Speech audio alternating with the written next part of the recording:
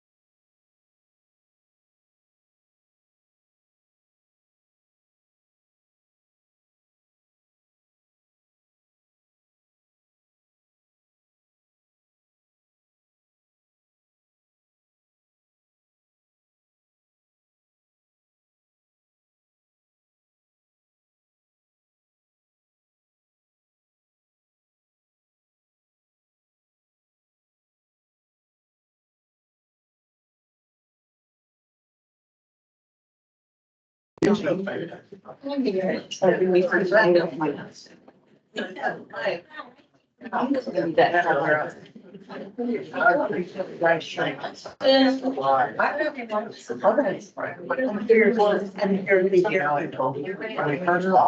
was worried about it, and then 5 months later, I got married. Yeah, I know, believe me.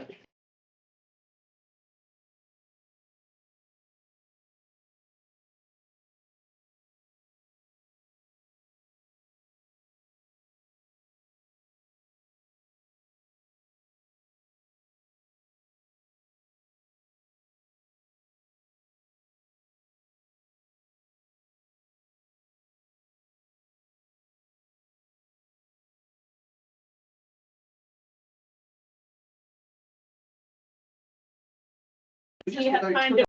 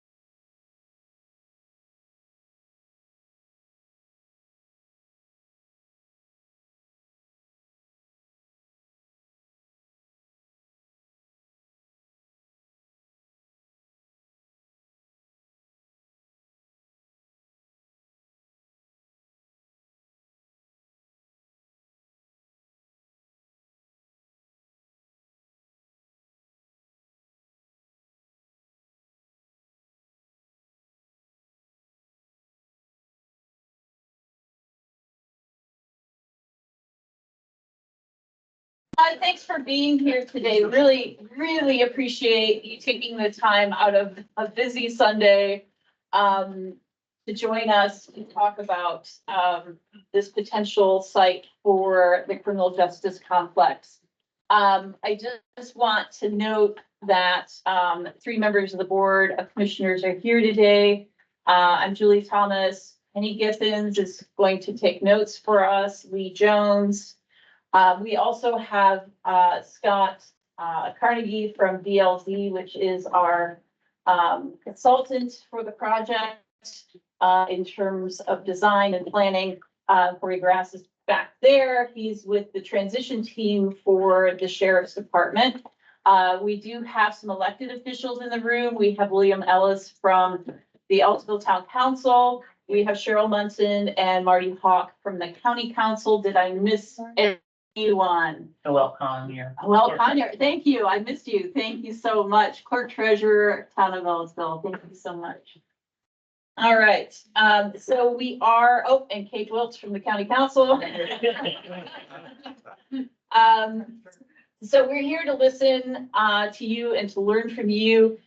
And it's important to note that we have not selected a site yet. This is part of our process to hear from people who live in this area. And we'll start with Commissioner Jones. Okay, well, really, people have been talking about our need for a new jail for about 25 years now. And about 10 years ago, talk became quite serious. 5 years ago, the 3 of us commissioned a study of our current jail, and that study determined that it's a pretty awful place. Basically, they said unconstitutional and inhumane. So we started the process of looking for a new jail. In 1922, we visited 2022. 2022, we took a couple tours of jails in Kentucky and Indiana. And then at the beginning of 23, we visited 2 jails in Arizona. And then also jails in Jefferson County and Columbus, Ohio in 2023. And the Columbus, Ohio one was particularly interesting to us. It had quite a different concept than we were mostly seeing in other places. We learned a whole lot from talking to the staff and inmates regarding space design, programming, and the benefits of direct supervision, which is a jailer right in the cell with the inmates. So they develop a much closer relationship, and it seems to be a lot healthier. Our goal at this point is to prevent people from entering the criminal justice system in the first place and to reduce recidivism with a focus on programming, addressing things such as education, relationships, job skills, substance use disorder, and mental health. I'd like to point out that we're required by state law to provide a jail. It's not a choice. this point. So I think that that needs to be made clear with what we're doing. We've been working with Jamie Whitaker of Mental Health of America, Indiana, to bring the integrated reentry and correctional support program to Monroe County. This is a program that certified peer recovery coaches work with people who are incarcerated so that when they exit the jail, they have housing, they have other things in place. And again, this is an attempt to reduce recidivism. And in the first, I think it was 5 jails where they piloted this, they've seen sort of a shift in attitudes for everybody in the jail. And I think that that's important to understand as well, because those relationships make a difference. And then once people exit the jail, they're worked with very closely by another certified peer recovery coach for the first 28 days. Again, to make sure that that reentry goes smoothly, and that's important to us. This requires us to create a certified recovery community organization, something that we're working with a local nonprofit to do as well as part of that. So a few weeks ago, we received a report from R2AW on our current facility for determination of the feasibility of repair. This is the required step. This state again requires this. And they advised us that multi-story jail is problematic. It's not anything we weren't expecting. And that the current jail just cannot be expanded because otherwise it would be taking down apartment buildings downtown, things like that. And we just cannot, with the current jail, provide adequate programming. And it's just infeasible from structurally to go up. And if we went up, we also could not do things like expand recreation space and do other things. So repairs also will not address the issues in our current jail. A single-story facility, especially one that provides increased space for the programming, for recreation, meeting rooms, medical facilities, all of that requires a much bigger footprint, meaning more acreage. So we've looked at the possibility of building near the downtown. We cannot find that acreage as has been recommended to us by DLZ. And so we've had to keep looking. So meanwhile, we continue to make repairs on the current facility on an as-needed basis, but we feel a strong need to move forward on it. Yeah, so we signed a contract with DLZ to assist us with site selection, design, and the initial phases of the project. We, just to give you a sense of all of the things that we have tried and worked on in this whole process, we did go to the city council and asked them to consider the Hopewell site, which is the site of the former Bloomington Hospital. And they declined that. We investigated a site on Fullerton Pike and I-69, so on the south side of Bloomington.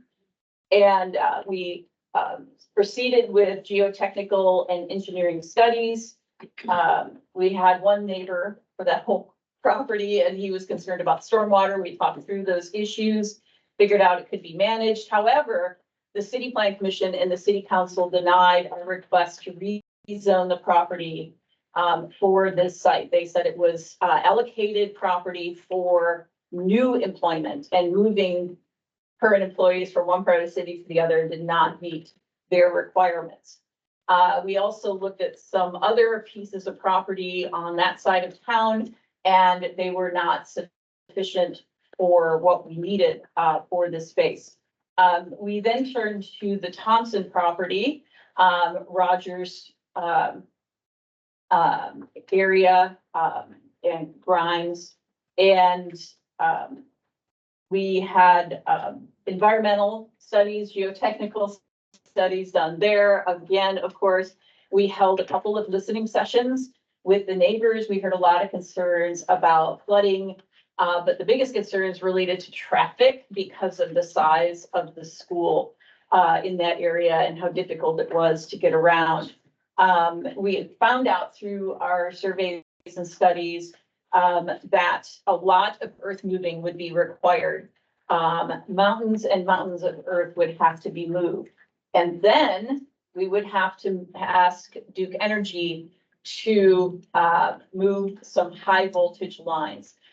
which would be not only expensive, but would take 2 to 3 years, in addition. So, you know, waiting has a cost in terms of inflation, but there's also a human cost to waiting.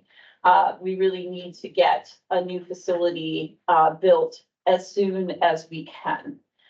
So now here we are looking at, a site at North Park.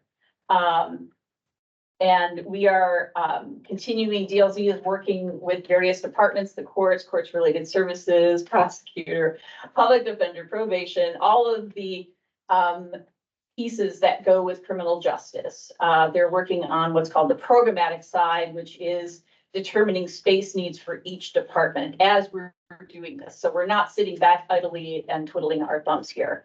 But in the meantime, we are getting the geotechnical and engineering studies done on the land to determine whether it is buildable, usable. At some point, obviously, the sheriff's department and the county council will need to sit down together to determine the size of the new jail facility. So we're not here to talk about the size of the facility, just a facility, okay? Because they are going to have that conversation about the number of beds. So North Park is part of a big planned unit development, which means it has its own zoning and subdivision, legal, constraints and, possibilities. This is where the hospital was going to go years ago. Obviously, it's not. So this whole planned unit development is going to get restructured. Steve Kreider is the owner of the property. He could not be here today, but he will be here Wednesday night. But if you share anything, he's interested in hearing any ideas from folks, especially those living close by, for things that they want to see on the remainder of this property as well. So the good thing about North Park is that the progressing and moving forward on this property will be speedier than it would be with, a city-based property. Again, the planned unit development will be reopened, to accommodate this, but also everything else on this, large lot of land. It has better infrastructure than Thompson. Road network, utilities, there's a sewer package plant that can be expanded. It's close to the highway, obviously, which is a great thing. It's close to both Bloomington and Ellettsville. We do understand that transit is a key concern, and we plan to address that. There are things that we don't even address now that we will be addressing in the future. For example, somebody who's on a 12-hour hold who gets out in the middle of the day on a Sunday doesn't have access to Bloomington Transit. But we're going to make sure that transit is addressed. And we're looking at including a park and ride facility for folks to be able to utilize from this area to get a connection with Bloomington Transit and rural transit as well. And again, Steve Kreider is going to be bringing his design group here, and he's going to be, he's eager to hear other ideas about what else could be placed on this property. Once you leave here, if you have ideas or comments, we do invite you to send us an email, Commissioner's Office at co.monroe.in.us. You can just go to the county website, co.monroe.in.us, and look at the commissioner's page. All of our email and phone contact info is there. We also hold office hours 6 times a month, and you're welcome to drop in there and share ideas, concerns, and questions with us in that process as well. And again, just to reiterate, this is going to be what we call a co-located facility, which includes not just the jail facility, but courts and all of the court-related services, justice services as well. So it's essentially 2 buildings in one. So I do want to note that we have Trent Deckard from the County Council who arrived. Thank you. And I'm going to hand it off to Scott Carnegie, see if you have anything else you wish to add at this moment. The only other thing I can really think of to add is I wanted to mention that we've taken some tours of other facilities. I know Lee, I think, talked about some of the other facilities the commissioners have toured. We've toured with Corey Grass and other representatives from the sheriff's office, the transition team. We've toured some other jail facilities as well. The purpose of that is it's important for them to understand and see what a more modern jail facility looks like. They're of course very familiar with their existing jail, but it's not modern. So we want them to see both the good and the bad of a modern facility so that we can customize a jail that meets their needs specifically. And then with the Justice Center, those representatives that I was, Julie mentioned that we've been meeting with during the programming phase. We've also talked about touring some facilities with them as well, more modern justice facilities. We've talked about the Indianapolis Community Justice Center, which we were involved with. We've talked about touring Jackson County, Elkhart County, and somebody very recently mentioned we ought to go see Delaware County. So That's great. Corey Grass, do you have anything you wish to add at this moment? I know you're here to answer questions. Okay, all right, great. Okay, so we have this room till 4:30, and so what we can do is open this up now for comments and questions. And as, by the way, a huge thank you to the Ellisville Fire Department for giving us the space, not only today, but also Wednesday.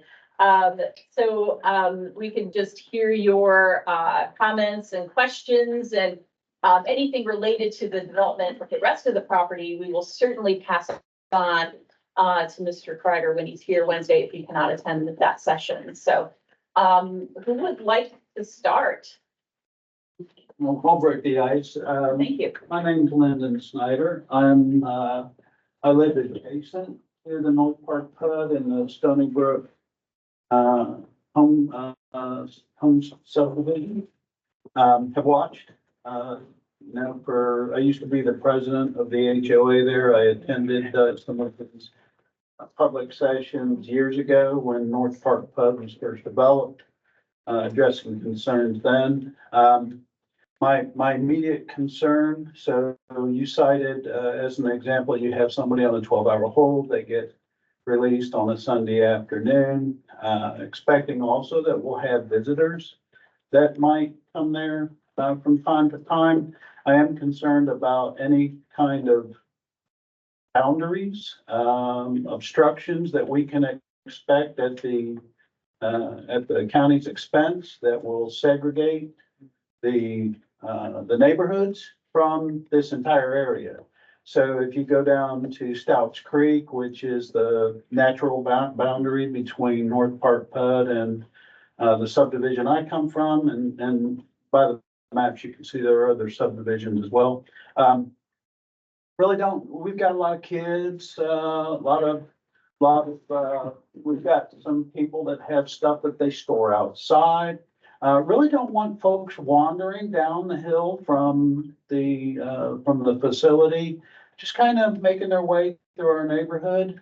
We do have, great association and crime watch kind of thing going on. We've got very vigilant residents, but really one of my larger concerns is the freedom of movement from the jail facility down through the neighborhood as a shortcut over to Arlington or any other kind of scenario that you can imagine. So I'd like to know what kind of support we can expect there in terms of securing our neighborhoods. Sure. Would you be able to address that a bit, Scott, in terms of design? yeah, so when you first started talking and explaining the situation in my head, I'm sitting there thinking, okay, I was thinking you were gonna go towards some kind of a visual screen. But after you started talking more than I'm understanding, you're talking more of a barrier. I also want the visual screen that I don't want the Not trees. to mention it. So, we've got a beautiful obstruction from the North Park PUD with the natural boundary there, but yeah, you're right, I'm talking about More of a physical barrier. and more of a physical barrier. So there are physical barriers that we can implement, and of course, all this is with the input of the commissioners and the sheriff.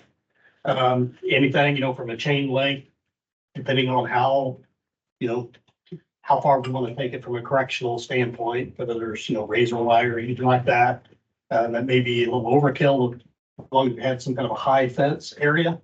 So there are things that we can do. one thing I want to stress is county jails, you won't see inmates on the outside. We typically don't do outdoor rec anymore. We have what we call an indoor outdoor rec. It meets the DOC requirements for recreation. You may see some evacuation yard. So in the hopefully rare event that you ever had to evacuate a jail, which is very, very rare, there's a fenced in area to the back to contain them. But that's really the only other areas that you would anticipate fenced. Natural, we could do natural barriers, we could do some additional trees and Yes. some thicket, kind of, Landscaping. yeah, using landscaping and, yeah. Yeah, I think it's all, Yeah. had my experiences there. Okay, yeah, just that's one of my larger concerns is the inaccessibility to our neighborhoods and community. Yeah.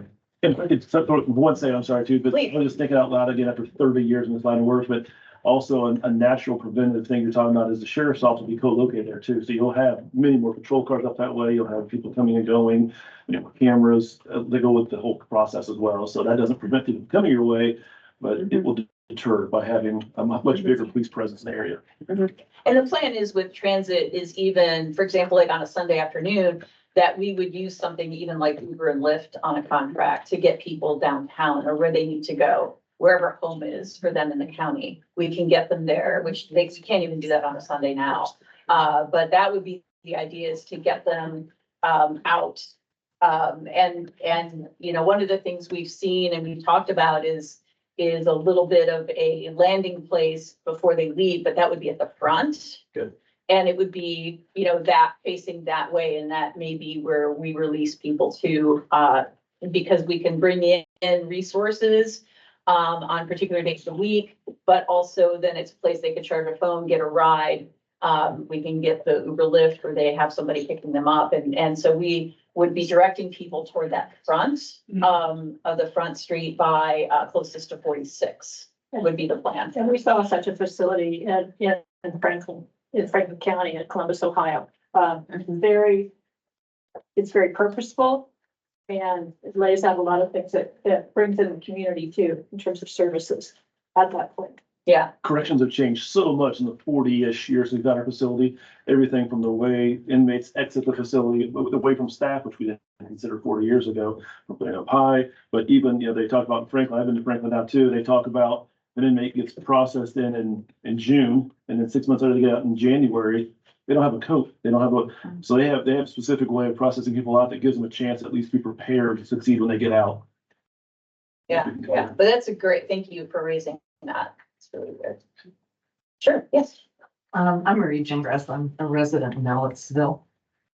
And I'd like you to speak to exactly what populations, how large the population is, how many violent offenders that is usual in your county facility now and that you might expect in the future.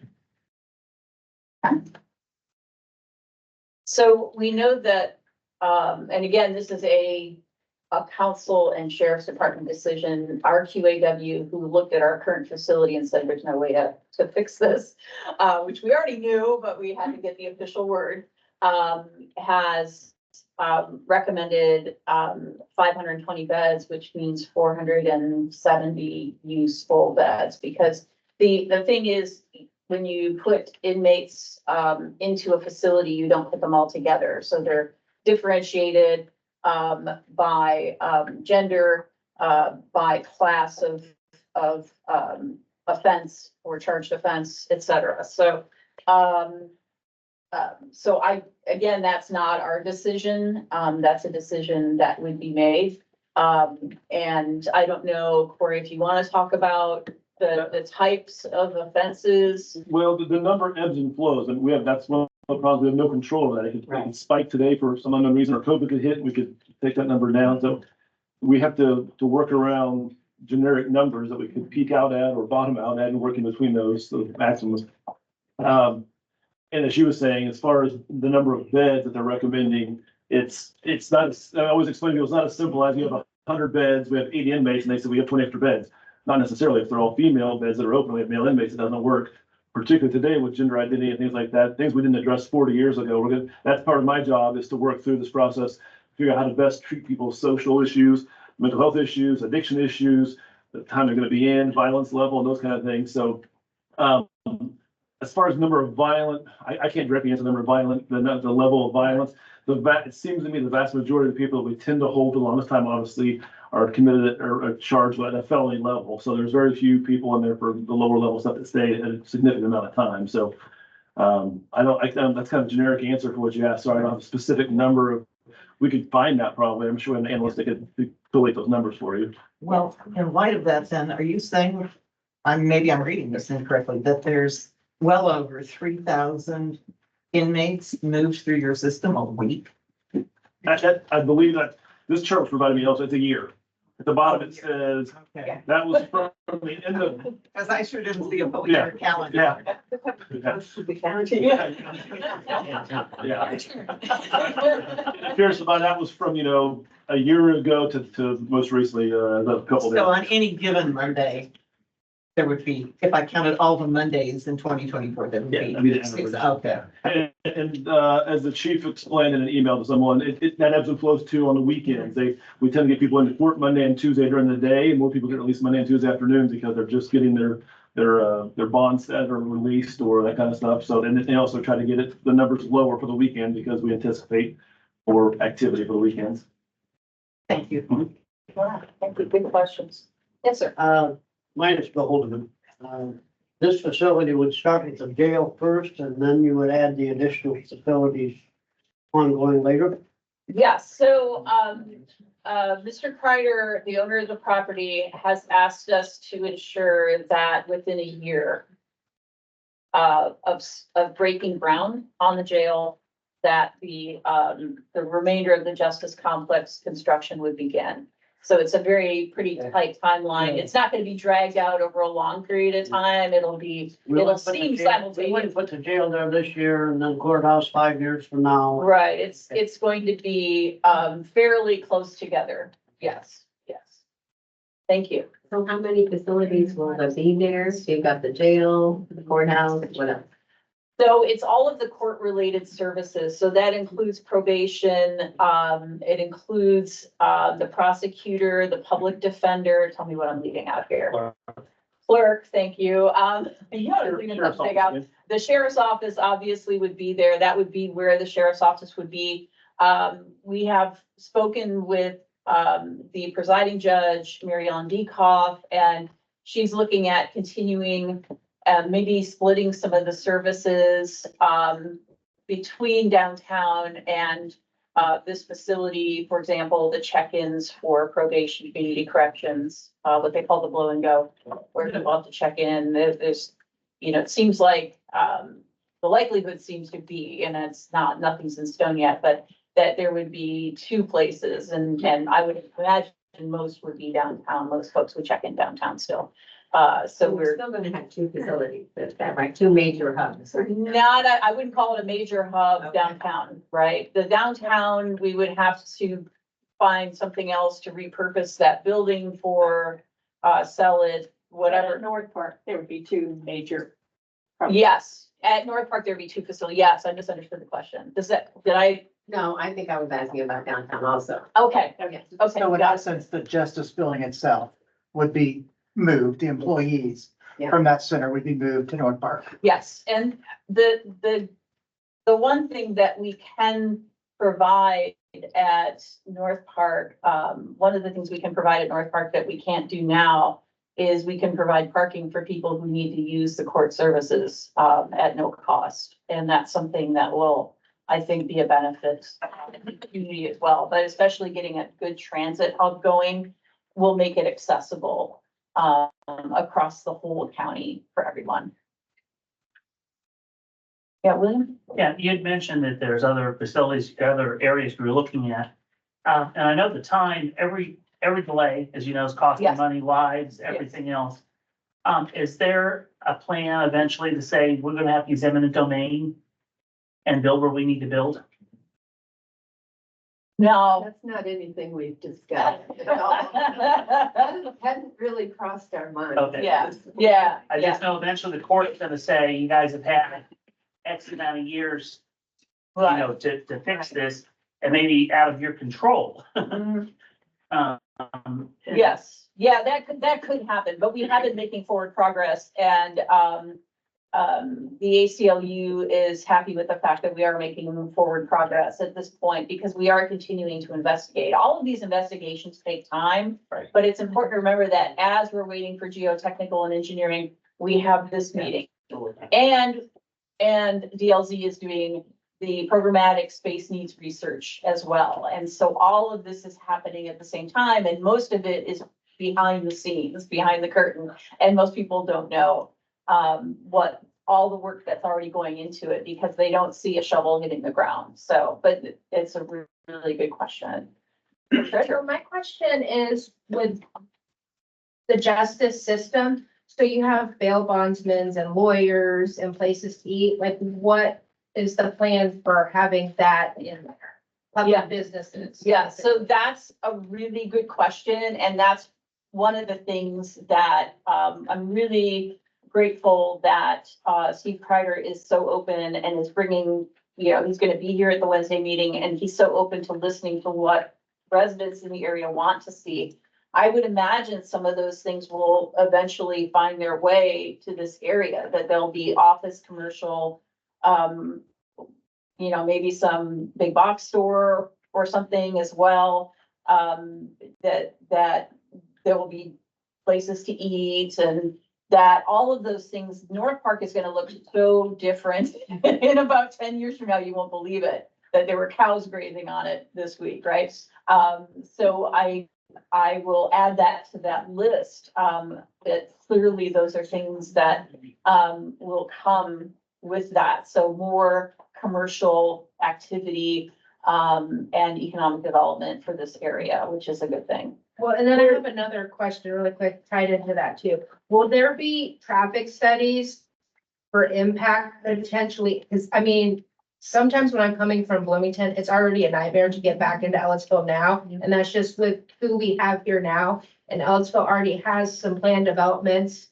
So it's definitely something that, I mean, sitting on 46 for like 45 minutes is not fun. Wow, okay, yes. Did you want to add something? Yeah, I was just going to mention that the kind of services that go along with the jail, we're actually planning to, or hoping that we will be able to provide a space as a part of the jail with several offices and what's needed for the services to come to the jail to work with the people in it.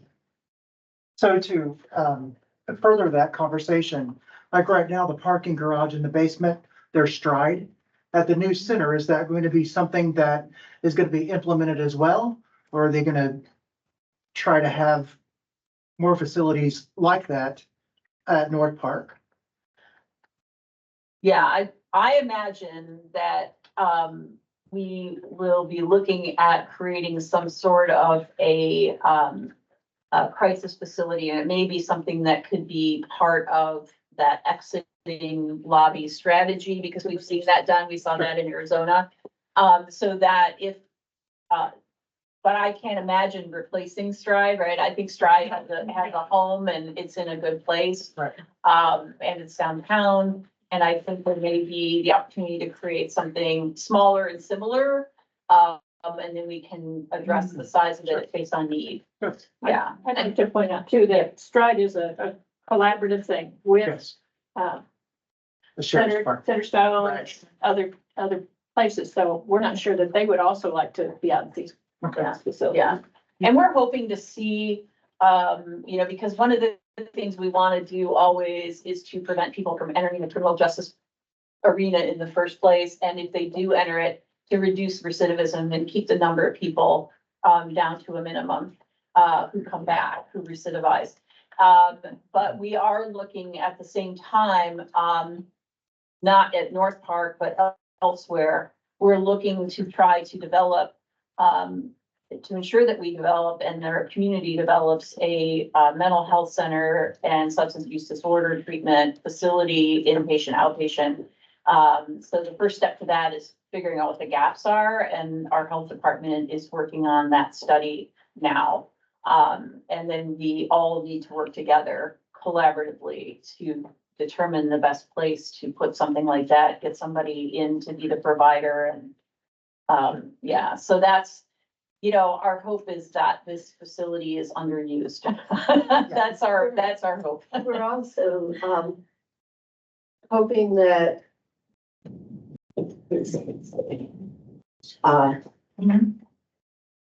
well, it'll come to me. Okay.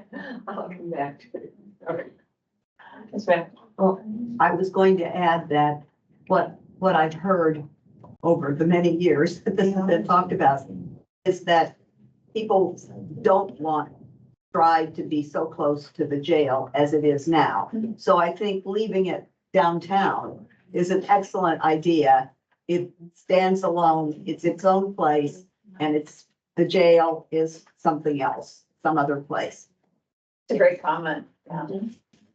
Sir? Hi, yeah, I had a question kind of following up on the traffic transportation side of it.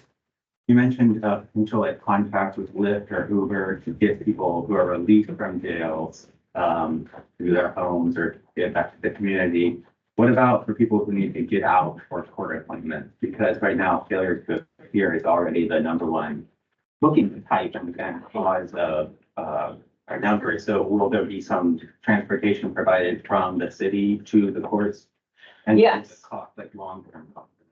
Yeah, so we're going to have to look at the long-term cost, but we know it's absolutely necessary to make sure. And that's one of the reasons why it's a great thing to bring a park and ride, because it's not just for people in the community to use to get downtown. So they don't have to drive into downtown to find a place to park. They can potentially use the North Park site as a place to park for free, get on a bus and go downtown. But similarly, people can get from downtown out to this facility, especially during court hours, during the day. So we've already had some initial discussions with John Connell at Bloomington Transit. I have another meeting with the board coming up soon, where we've at least broached this and talked through some of the specifics of what would be needed. But that's certainly something we know we have to. It's an imperative. We have to provide that transportation. So we are well aware of that, and thank you. Yes. And there may be opportunity and growth here too for a change that maybe we can do electronic court appearances. You don't have to physically go there anymore. Maybe there's a chance we can talk about doing it visually on a monitor from home or a Zoom type call or something that you may not have to physically go there. That's just something to explore since we're trying to make the whole process better than what we have now. That may be something we're looking at as well. I had also intended to mention that one of our plans is to create transitional housing in various places around the county, so that people who are being released from jail won't just, if they have no place to go, they aren't just going to end up on the streets. We can actually hopefully provide them with a place to go. Well, and if we get the IRAC program into place during that first 28 days after release, especially with maybe some of these times when you have that court parents, part of what those recovery coaches will do is help with some of that transportation issue. Transitional housing isn't planned currently for this site though. No, not here. It's fine. So I've been here a long time and I keep hearing for years and years and years about the juvenile treatment facility. Where are we at with that? Did that go along with this or what happened to that? We actually, that was originally why Thompson was purchased. The property at Thompson, the old RCA plant was purchased. And that's no longer being discussed, as part of anything, right now. Clearly, if the courts move from downtown to this area, that would move the courts for juveniles, for CHINS cases, children in need of services cases, et cetera. The cases related to CASA and all of that. But we have not really had a need for a facility like that. We do utilize the Youth Service Bureau for some cases, but for violent offenses we're utilizing regional facilities instead. Not ideal, but sometimes, you know, I think we've had 2 or 3 in at one time, but very few youth end up outside the county. And we see we don't see who is being sent out, but we see the claims for it, and they're very, very rare. So, Yeah, there are times we don't have anybody. exactly, so Yeah. to build a facility that will essentially empty and is staffed is not, I don't think, Yeah. a taxpayer Yeah. interest. Yeah, So the need, you're saying the need has changed. definitely. And part of that's because of the Youth Services Bureau and because of juvenile probation. Juvenile probation's taken on a lot of that. Yeah, that's very true. One thing I would also say is frequently in modern jail design, we include a temporary juvenile holding area. You're allowed to hold them in an adult facility, besides sound separation for up to 6 hours. So we do that in case there's, a need or an arrest or something like that happens in the middle of the night and need somewhere to put them temporarily. So that's often something that we also address in more modern jail facilities. Next one. After the Justice Center is built and the outlots start to get developed, do you anticipate Thunder Valley Road being built through Arlington? Yes, that is in the plan currently. Yeah, and we do want to talk through and think through what connector roads are going in and how they would serve this facility, but also specifically the residents and then also the commercial side of it. So yes, so that's in the plan already. So, I believe it's a, assisted living facility and a medical facility that now exists up there adjacent to the Curry Pike Curry Pike bypass area. Across from that, I believe, is an IU Health Annex. Yes. So right now, we hear things we hadn't, we've been in our neighborhood since 2006. We moved in, Ellettsville was small, anybody would want to go there. Traffic now, but also those complexes went up there at that site. So at midnight, we hear sirens come in and either somebody's being evacuated or somebody's being brought in. This will be a 24-hour facility. What kind of quiet hours can we expect when you're coming into the jail at 1 o'clock in the morning? That's a great question. And I think, that's obviously something we can address with the sheriff department. And just so you all know, there's another site being proposed, another facility being proposed in that area on the south side of 46. That is a veterans physical rehab center. So that's a daytime rehab center. But we can talk through that because, and I wrote that down because that is really important, I know, to residents to not have a lot of sirens. And clearly, there's an ambulance depot as part of the IU admin and that's something, we can talk to them about as well. But can you address that at all? Jail, I'm thinking it through my head right now. As far as the jail goes, I would imagine there may be a weird circumstance I'm not thinking of where you'd have noise or sirens or things. I'm not sure what it would be. It wouldn't be coming or going from a jail usually. Sheriff's office, yeah, potentially. I mean, that's if the sheriff's office moves out to that location, that's a central launching point. Most people don't sit on station all the time anyway. They're out and about in the county. But there would be more instances probably where people are on station for meetings or doing paperwork and then do have a hot call that they have to take off. So that'd be something to talk about and think through and. Right. maybe- Not to activate the actual audio siren until they hit 46 or something, because there really isn't going to be much else there. There may be a need to bring an ambulance on site if there's a medical emergency. There's going to be a medical section in the jail, but obviously if there's a medical emergency, but we could look at that for sure and address that because I totally understand that concern. So Seriously there, right. As somebody who lives nearby the new hospital as the crow flies, it is amazing how loud it is, even though I live, it takes me 10 minutes to get there, I can hear it. So I get. It's been 25 years since I was a police officer, but back then the BHOS's policy is they have to run license sirens out to every call. If you call and say I have a hangnail, a bloody nose, I don't feel well, I've been shot, whatever it is, they have to run lights and sirens to get you. That may have changed, I've been gone so long, but they don't have to coming back, like they determine it's emergency or not. The sheriff's office, to my knowledge, doesn't have any policy like that. There's not, you don't have to run lights and sirens at any sort of call. It's an officer discretion of, hey, this is an emergency or not, so it's not every single call when you're launching out like an ambulance would do. Yeah, it's a really, really good question. Katie? Hi, I know that you've been thinking about and talking about living a lot of these services like courts between the downtown and the wherever the future jail may be. And we've talked about it, at least in the conversations I've been in, in terms of satellite offices, satellite courts, so very small operations at a jail type. It sounds to me that this might be shifting with this larger property, or maybe just over time, that we would put the main functions out there and then have satellite operations for courts, probation, and that kind of thing in downtown. Is that what you're thinking? And B, have you thought about relative size?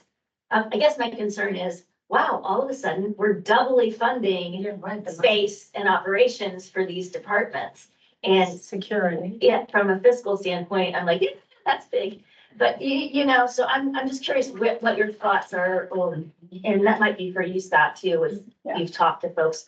What's that looking like, and what do you think? So going back, and I'm sure you remember the CGRC meetings, you know, from a couple, 2.5 years ago. And there were polls done, you know, amongst various justice members.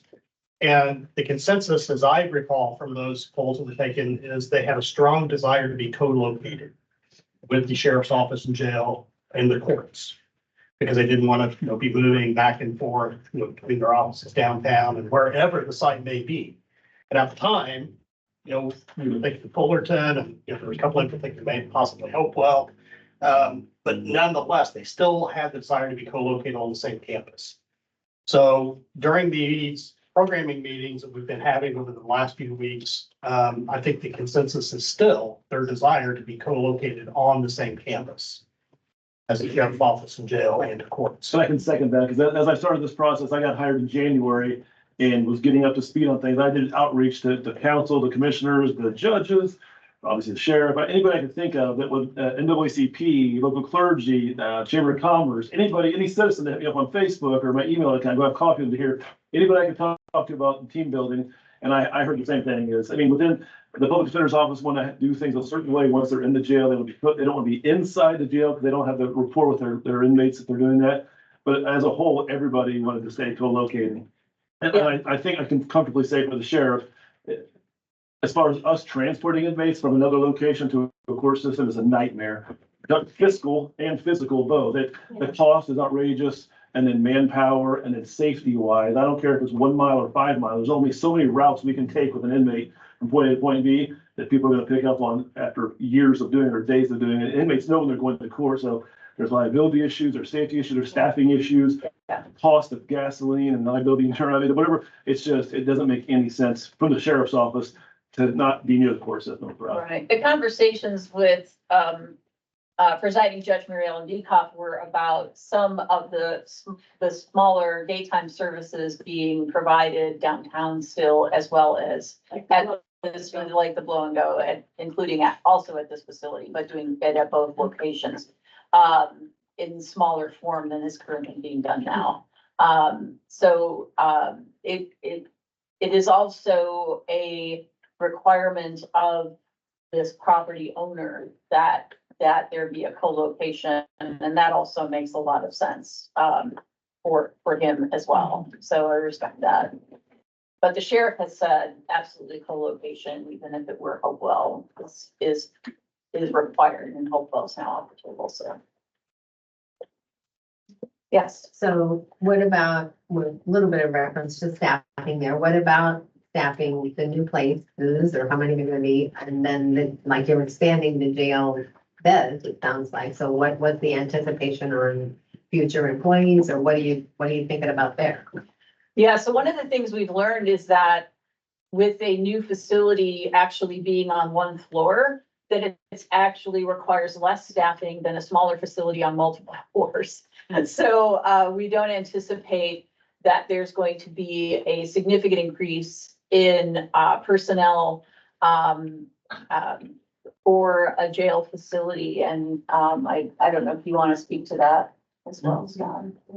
So the one thing that we always stress during jail design, whether it's us or somebody else that's designing a jail, the importance of working with a firm that designs jails frequently, because an improperly designed jail that results in an additional staff post over the anticipated life expectancy of the jail is about $5 million post. That gets very expensive very quickly. So during the design process, once we get through the programming and we start what we call conceptual design, master planning, schematic design, we will do a staffing analysis, where it's actually run, in consultation with the sheriff's office, with the proposed design. We can compare and contrast how many staff is anticipated to run the new facility versus the existing facility. But I do agree with Julie that typically a single-story facility designed properly is much more efficient than a multi-story, and especially the existing jail, because it's a very long and linear multi-story, very staff intensive. The RQAW feasibility study that was just proposed here in the last couple of weeks, they only suggested probably, they were estimating a six person increase, from what we have now. Again, it's subject to give or take, it depends on how things transpire in the way. And keep in mind that going from the existing rated bed capacity to a suggested, I think RQAW suggested 500. 112. So more efficient. We can serve more inmates with the same or very similar number of staff. Yes, sir.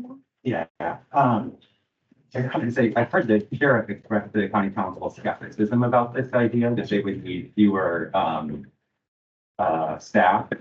And maybe actually just to kind of go on Kate Loska's question about the cost, and I know that the justice study that was mentioned estimated that a co-located facility would cost at least $160 million. And so I wondered what the fiscal impact on residents would be and where the county plans to get that money from. Can you talk about the overall cost a little bit to start with, and then I'll. Yeah, so talking very high level, a couple things to remember is I believe the county just recently hired a construction manager. That's being Well Brothers, Garmong, Smooth, it's a joint venture. They will be involved in the design process throughout, and they will be working with us in developing the cost estimate as the design progresses. The other thing is I want to mention is we design to a budget. We don't come up with this design and then we tell the county, this is how much it's going to cost. And this is, you guys figure out how you're going to fund it. It works just the opposite. The county determines what the budget is, and we work within the confines of the established budget. So I don't know if I answered your question or not, but more specifically, as far as how it might actually impact the local residents, I'm not qualified to address that. That's more of a commissioner council. Kate's looking at me smiling. Yeah, I just heard that actually, and being on council, I'm like, really?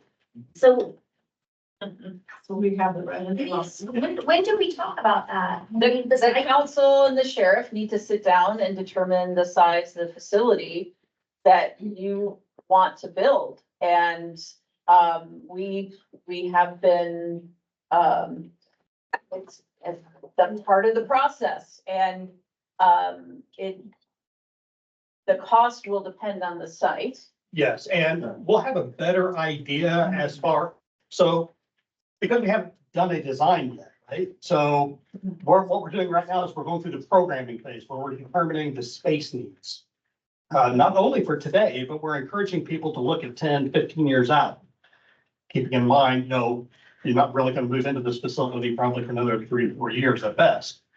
So once we get through the programming phase, we'll know approximately how many square feet for the justice facility and the sheriff's office and jail. But because we haven't done a design yet, what the construction managers are going to do, because they have historical data on recent projects that have been, they also have access to the same publications that we do, the RS means cost estimate data. And they will begin from a very high level to assign a cost per square foot. So once they do that, then they're gonna say, I mean, it's simple math, they just do the math, and they're gonna say, oh, well, it's probably gonna be, and I'm just throwing out numbers here. Based on, I think somebody quoted the RKW study previously, that's like 160 million. They'll probably say, yeah, 160 to 180 million dollars for what has been determined through the programming phase is what the space needs are.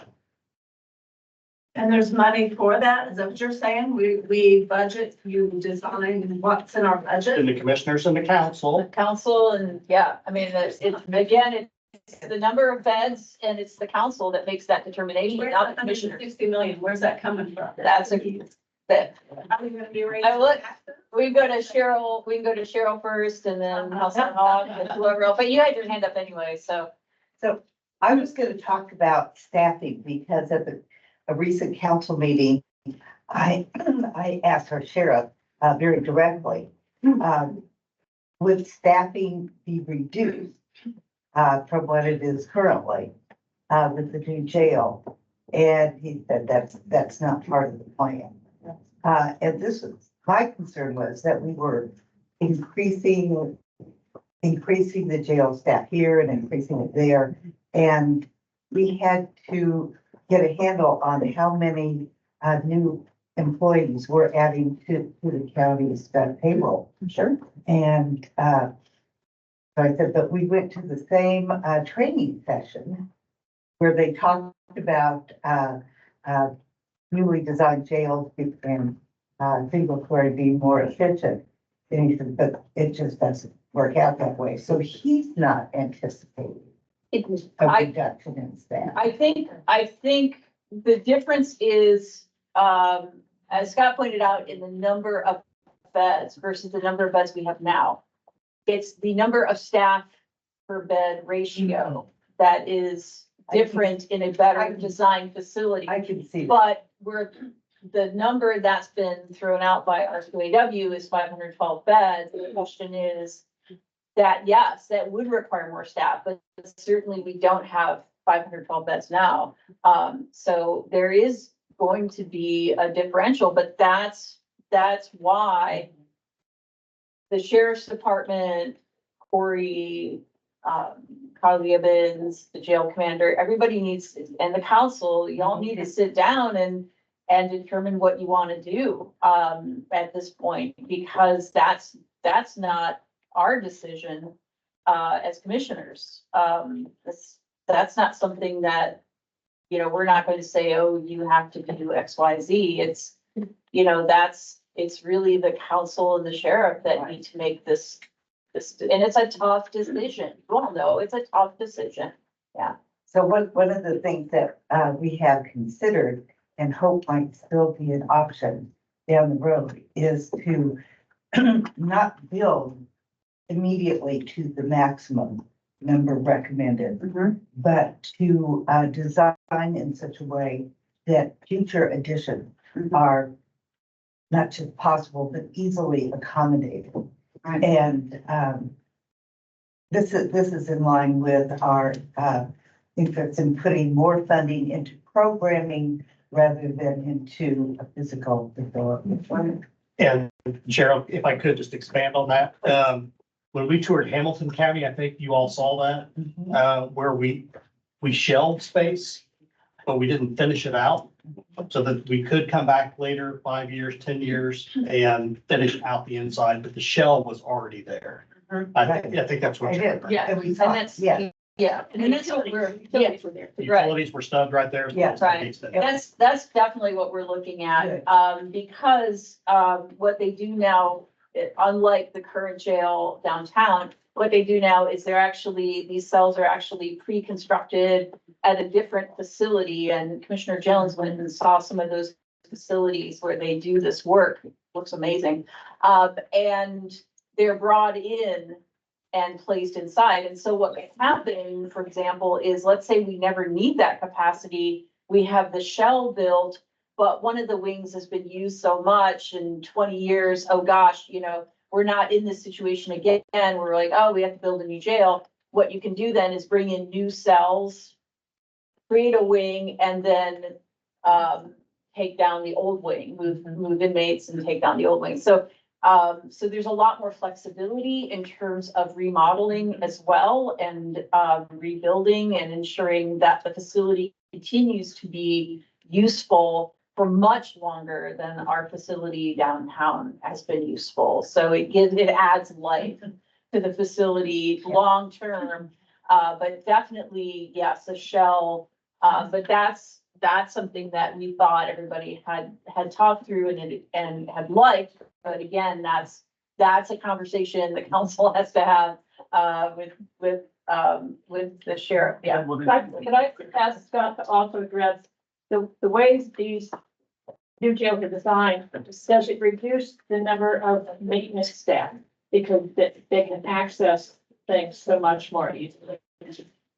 I wouldn't say necessarily that it reduces the number of maintenance staff, but it certainly makes a much more safer environment for both the inmates and the maintenance staff when maintenance does have to be performed in the jail.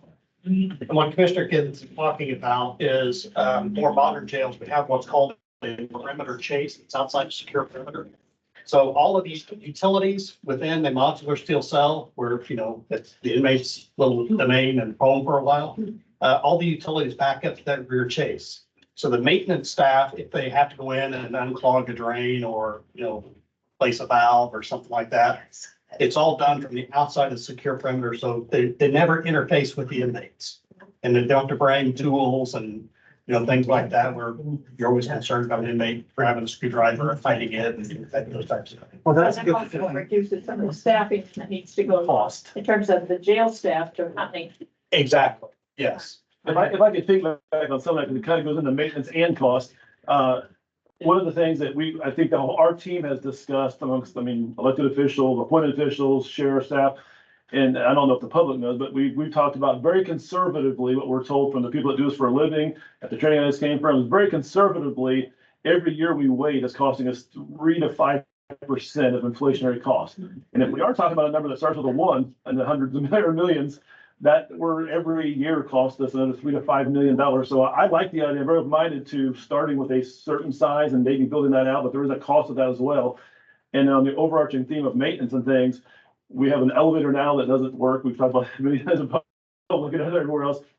There's a lot of maintenance costs and there's a lot of, we talked about cost, who's going to pay for things, and cost is the big thing, but there's also a cost when the staff is not safe right now. The inmates aren't safe right now as they could be based on a new facility. We're making it work right now, and if we make it work for a really long time, I don't say we're lucky because we have great people doing great things, but we're going to be unlucky at some point where some lock is not going to function correctly, that's not made anymore, or not maintained by the company that sold it to us 30 years ago, 10 years ago, whatever it is. And there's a cost of that as well. It could be a human cost and a huge financial cost whenever we're still talking about what we're going to do and somebody gets hurt, and then there's a financial, and then the ACLU lawsuits are back on us as well. So I'm very cognizant as a taxpayer, very cognizant of the money. We don't want to spend money we don't have to spend, but not doing something is going to cost us money. It's costing us money already on inflation, but it's going to cost us money when something goes wrong. And Scott can address this ballpark figure, very high level talking again. If we were ready to break ground today and move some dirt, the best case scenario, we're probably looking at 3 years to have the new place ready, 3.5 probably. A year of programming and getting things done to set it up, and 2 to 2.5 years of constructing it. So we have to hope at best in the next 3 to 3.5 years, no matter our jail gets hurt or killed or escapes because the elevator doesn't work. They don't get hurt because they're carrying the food. The staff doesn't get hurt carrying the food or because something malfunctioned or taken over. So there's all kinds of different costs that go into the thing. There's financial costs, but there's also staff morale, inmate morale, and other issues that go in as well. Yeah, Counselor Hawk, you had your hand raised. Yes, I sure did. Thank you. Of course, most of the people here are interested in where that jail is going to be located. But in general, the entire county that will be paying for this, the people who live here and work here, Because as I understand, this is supposed to be paid for with income tax. Correct? That's all I've heard so far, income tax.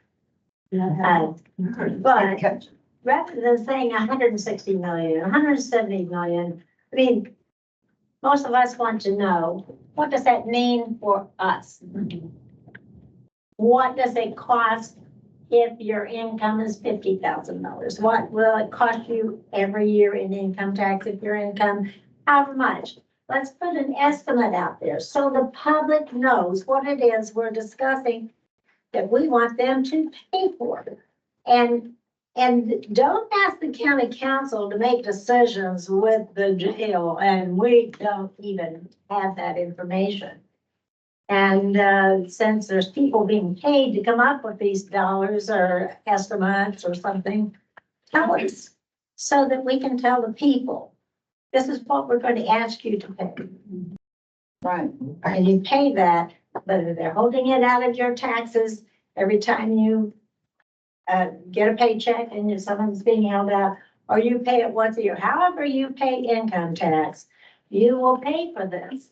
And they're not, it has to be a recognition that in order to get the income tax to come into that pot of money, the people have to live in Monroe County. You have to have housing for the people in Monroe County, so that income tax money is coming in to pay for this. If every time we do something, we move these people up to Bedford, that's not getting us one penny. Just, I think it's highly unfair to say, well, that's going to be the council decide that with the sheriff, etc., and throw it at us as though it really has nothing to do with anyone else, and that's just not correct. Yeah, I'm not clear on that because, we are not going to determine the number of beds in the facility, the size of the facility. That's something that the sheriff's department and the sheriff will have to work out with council, looking at the potential costs, and the construction manager will be helpful with that. But our QAW, but we really are here to listen to residents about this location. And obviously there's going to have to be some further discussion about the size of the facility, et cetera. And that will definitely come. Yeah, my name's Tammy Weichel Casting. I'm a North County resident, and my question kind of just segue to Marty's, as I feel like what folks have been asking is about the ongoing operating expenses, like the increased expenses based on the square footage of the new building and that footprint that's taking up more space. What's the difference between what it's going to cost to pay for the utilities on this larger structure, and then the FTEs, the full-time employees, the increased staffing costs? We're increasing the number of beds by 70% based on an article I read in today's paper. So even though this new facility will have 70% more beds, will the increase in staffing cost to 70%, or will that be more efficient than that 70% increase?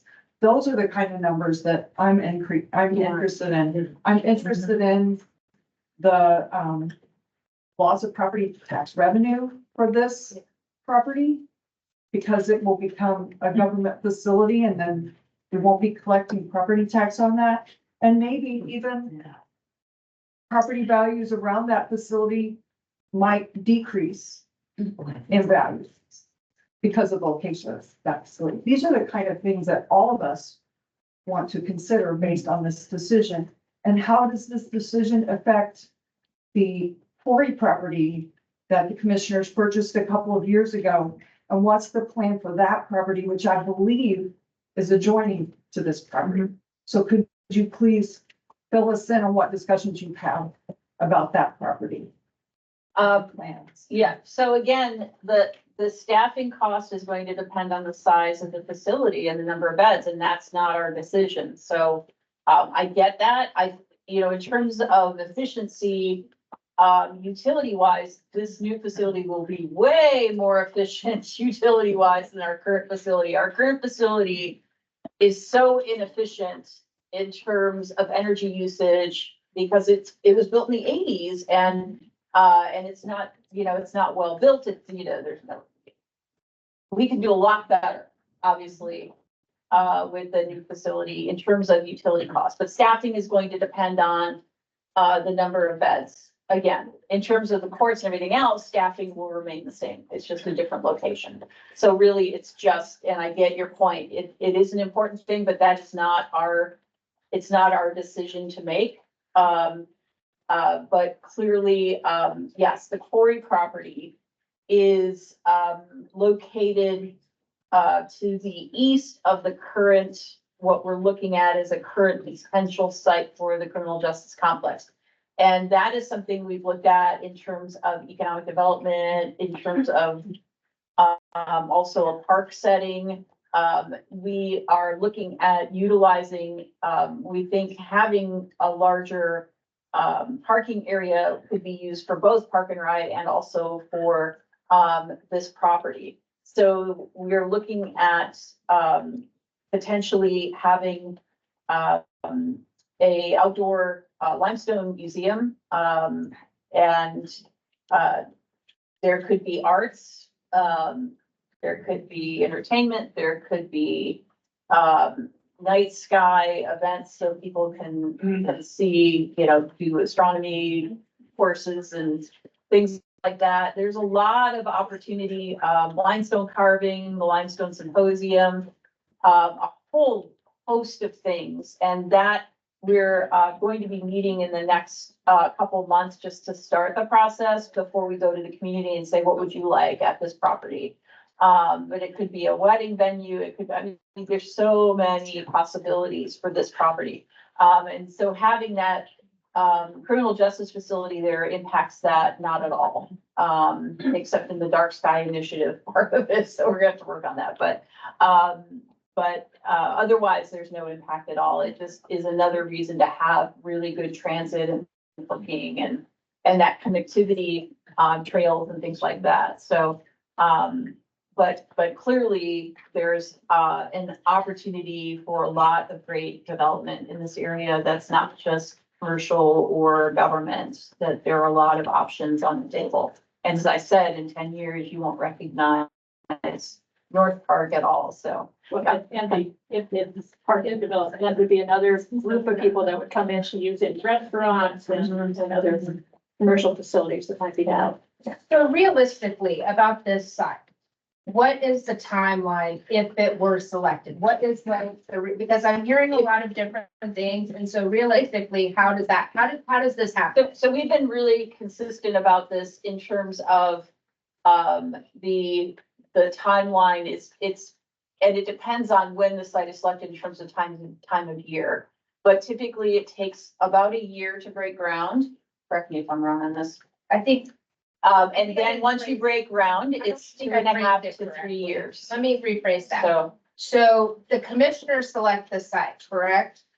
And then we have to buy it still, or the commissioners have to purchase it still. right, so we work with the council and the sheriff's department to select the site, but we wanted to get neighborhood feedback first before we did that. Before you But presented. we're also waiting for another couple of studies to come back to, so. Yeah, so we're not it's not imminent. But it certainly is, this is the site we're focused on right now. How many other sites are you focusing on? How many other? Well, you can see we've gone through a whole list of them, right? No. Right. Right. Right now, this is our focus. Right now, this is our focus. But something happened, we keep looking. So, yeah. There's no other active being looked at, right? No, because there's a cost to doing the engineering studies and the geotechnical studies. And so we try not to, we tried not to do, 8 of them, because that is an expense. So we're going site by site. And so right now our focus is here. And if we had to, we'd have to figure something else out. I don't know what that is, but we'd have to figure something else out. So, but we've been through quite a bit, as you can tell, even just to get to this point. But that certainly doesn't mean that we're not doing our due diligence in terms of the geography and the geotechnical side of this particular property, so. Hi, my name is Matt Gargiulo. I live in the Centennial Park neighborhood. It's Great. Bloomington address, but town of Ellisville. Love the area, love Bloomington, love Ellisville. And I guess I'm just naive, but I love what growth that we speak of. The idea that it's not going to impact that, I don't know if the town of Ellisville or, I love the focus of, I'm a newer Ellisville resident. I love the Envision Ellisville focus of having this identity and having this idea of being more strategic and connecting. And I know, I went on a tour with the Leadership Bloomington group. I saw the jail. I know the need is there. I understand there's no perfect solution. I don't see that this is part of like that. And I don't know, I don't know many of you very well, but I don't know the conversations that have happened with the town of Ellisville. I know it's not town of Ellisville, but it's this in between land they're very well. It all matters, and I know that we all have different things we want and see, but I don't see how that doesn't block future connectivity, better branding, enhancements, character development.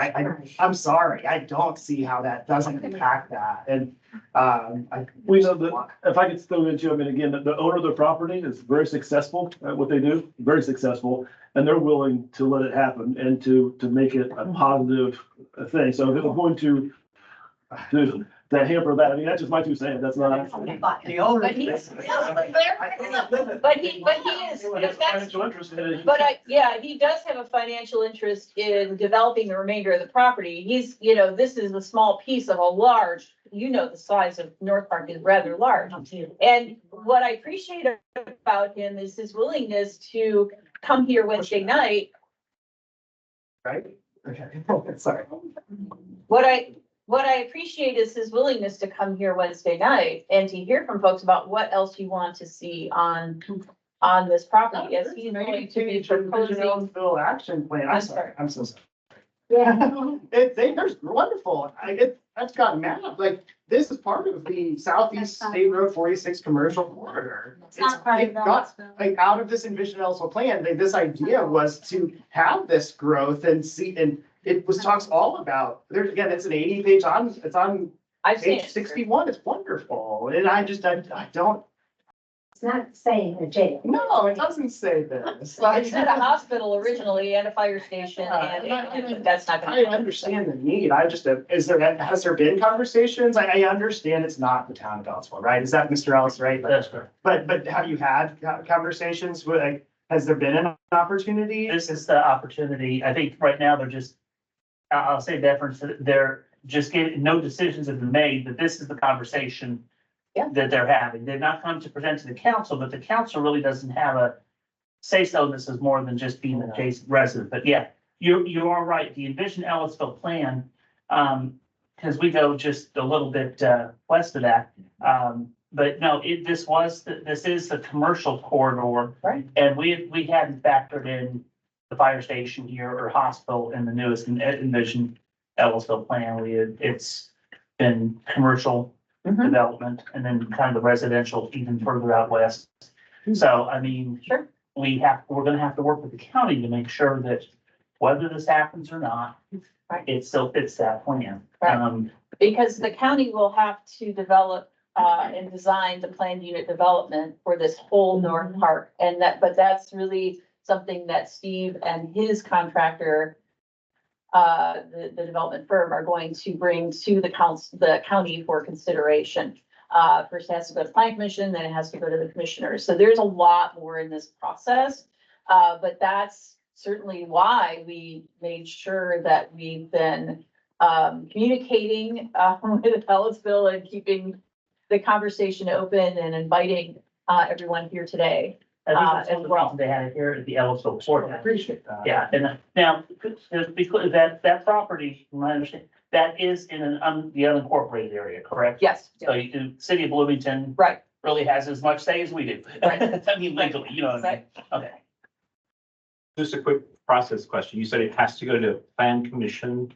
Is that because the jail use is not currently allowed in the Planned unit development. PUD as it stands? Correct. Okay. Correct. Yes, there is, there are issues with the current planned unit development the current planned unit development will no longer work in terms of roads and triggering for creating roads, but also the other items that are planned, but especially, yes, the jail. It's the current planned unit development still called for a hospital, so it's going to have to change anyway. So the question is, what do folks from here want to see, right? That's always the biggest question.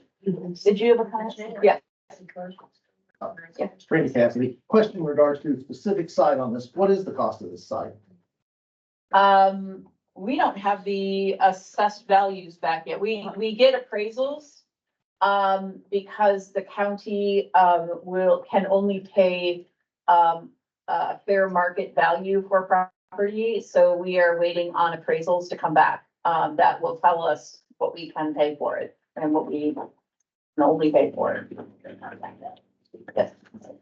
Well, which, other parcels are included in this PUD? Is it the stuff across the street to the north as well then? Like if I'm looking at the. Yes. So that's all part of the same PUD? Yes, it's very large. So you're looking at a situation where they have an existing PUD with existing rights and things they can put in, of which a jail is not one of them. So we're opening up the entire North Park PUD again in order to help accommodate this Well, facility. but also to accommodate the landowner, because there are things besides a hospital going in. So the current PUD calls for something that's not going to happen. So it has to be opened anyway. But we do revise the PUDs often after they're created, as you know. We went in and made revisions in order to accommodate some of the facilities that got built on the south side of 46, for example. So that happens often. It's just like anything else in planning. It's not even if you have an ordinance, it doesn't mean it can't be changed, or, if needs arise and things change. So just being flexible is a big part of it. From a fiscal standpoint, like we've got property acquisition, we don't know what the prices are until the appraisals come in. We've got the build cost, which for the paper today said approximately 100 million for the jail, 40 million, 50 million for the court facility. And we got the operational cost that will have to be determined, which will include an operational cost, transportation cost. So at what point do you think, even if the site is decided to be bought, we would have the total all-in cost of what it costs to Marty's question in regards to each residence that lives in Monroe County? And again, next question I'm not sure of, is the intent for the financing aspect of it to be specifically a safety local income tax? Or is it to be utilized in any other fiscally available financing? So, nobody wants to say new tax. I don't want to say that. I don't know where the money's gonna come from. New tax. I'm just, that's why everybody's. I just want to get the elephant and the room passed, so.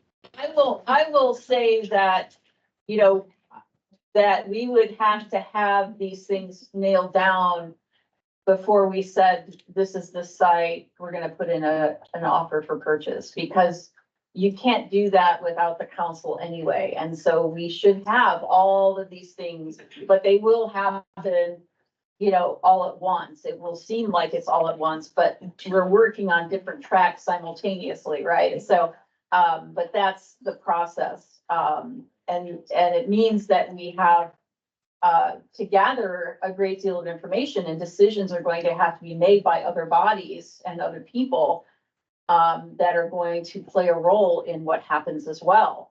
But we all are working together to make that happen. Counselor Munson, we've only got a couple minutes left. Okay, I think this comment is important, given the questions that have been raised.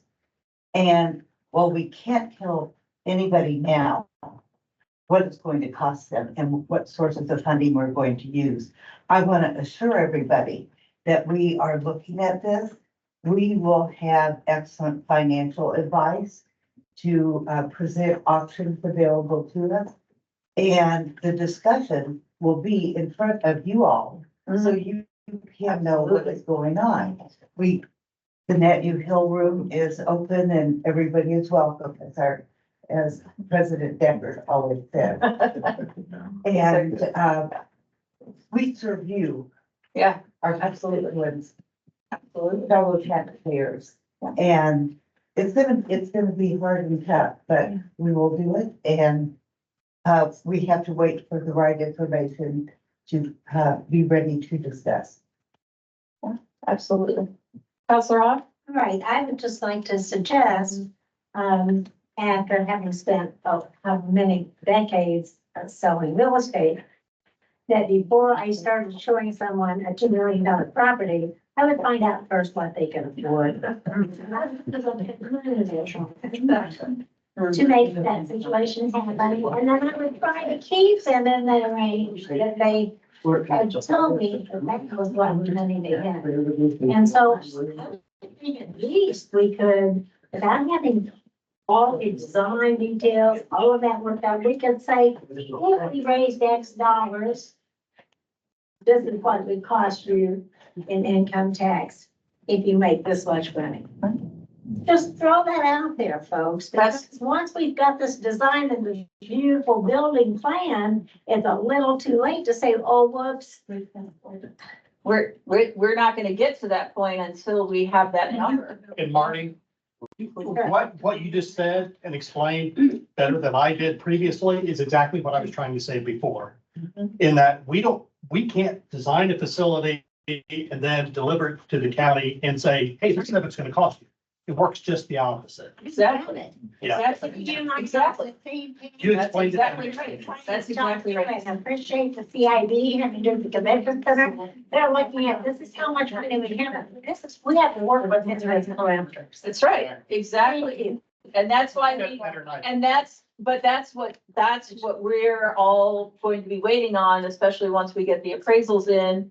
Because that is the cost of the property off the top, and then we look at size of the facility and we talk through what it is we're going to be doing. That is all, to be determined, right? All to be determined. I could take your comment. Yeah.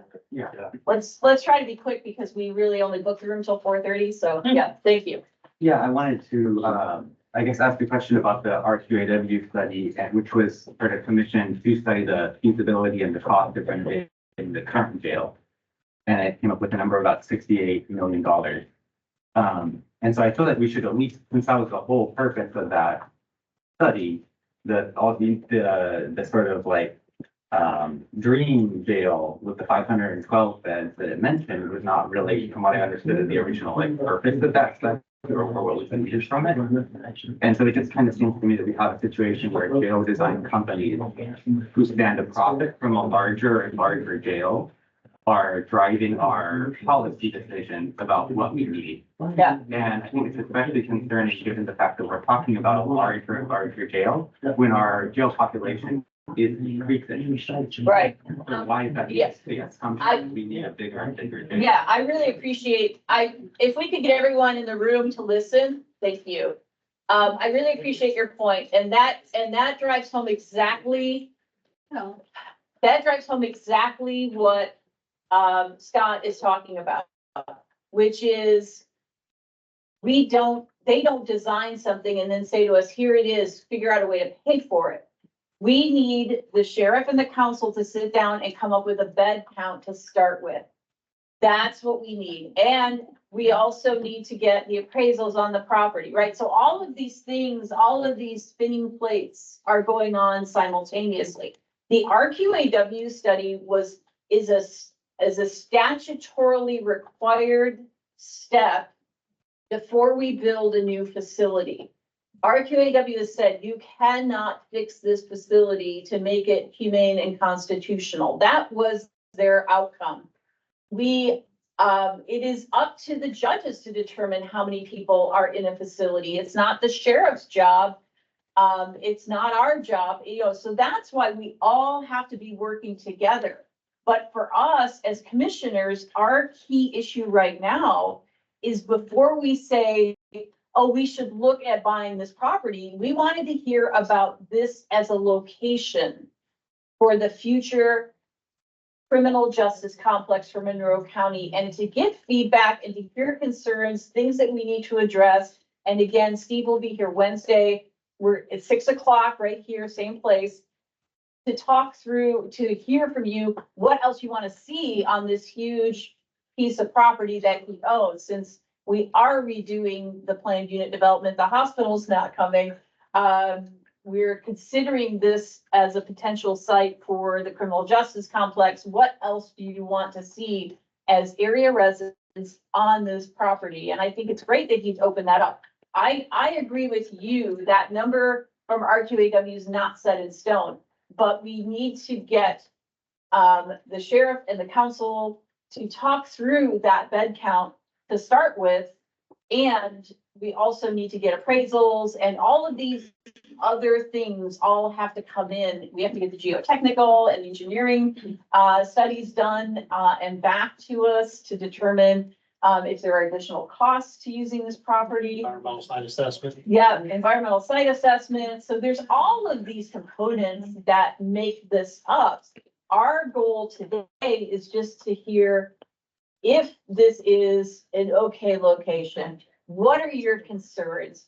How do you feel about it? What can we do to address your concerns and to give you a sense of pride in a Monroe County facility being located where we're talking about? Again, no decision's been made. So yes.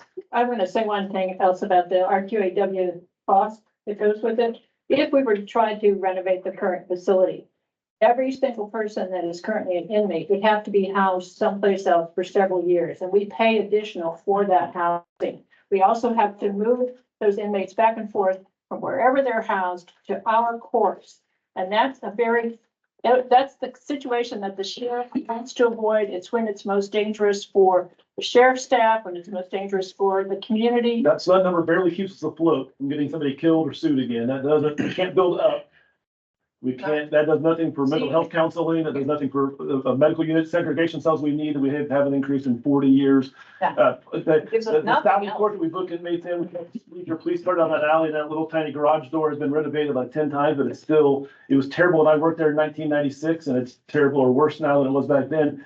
The new facilities can do things so much safer, so much faster, so much better for the inmates being processed in as well as the staff. But again, there's a cost that goes with that as So well. I'm just saying that renovation cost is not the only cost that we have to consider because of all these other costs on top of it, if we were to try to do that with the current facility. So, sir. And just to stay on topic, I think this is a great spot. I think it's really. Me too. I live in the county. I don't live in Ellisville. I don't live in Bloomington. I think building this facility is going to give Monroe County residents a sense of identity, a sense of place, a sense of a central location.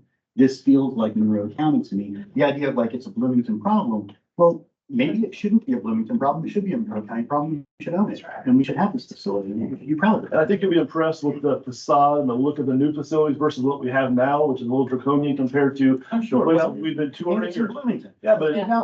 it'll be, Yeah. it'll be. And there's some renderings that Scott brought of facilities that DLZ has built recently. Those are some of what it looks like on the outside. It's not a prison. A prison and a jail are different.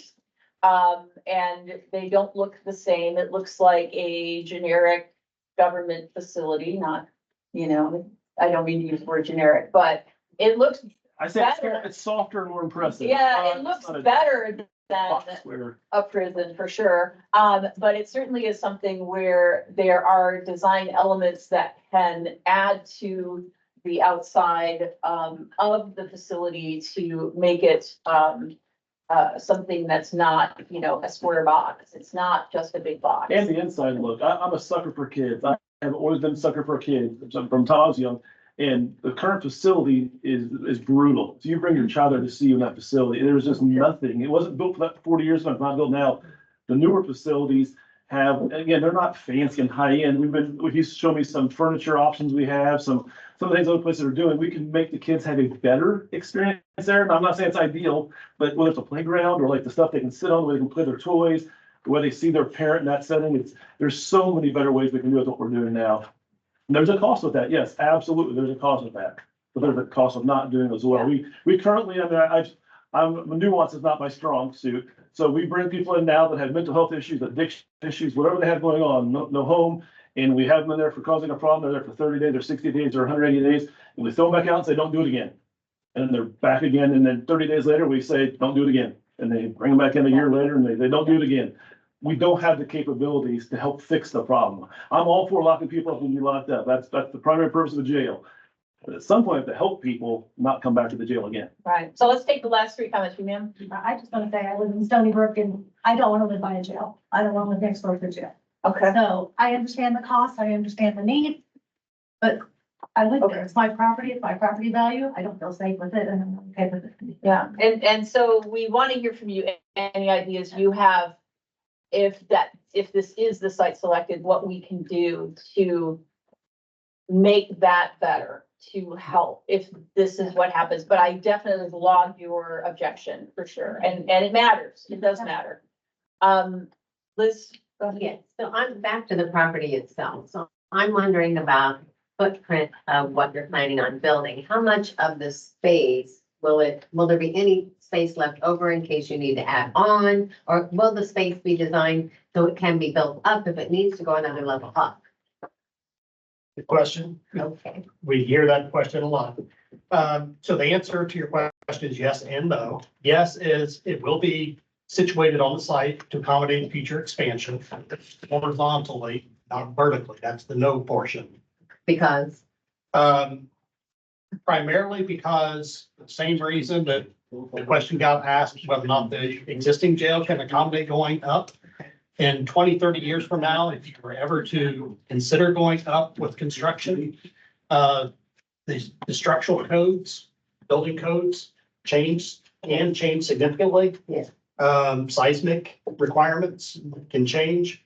That's why virtually every community that's always told me, oh, I heard, 20 years ago, the deepest design work can be expanded vertically. Answer for our structural engineering, after they come back and look at it, run calculations based off today's codes, they always say, no way.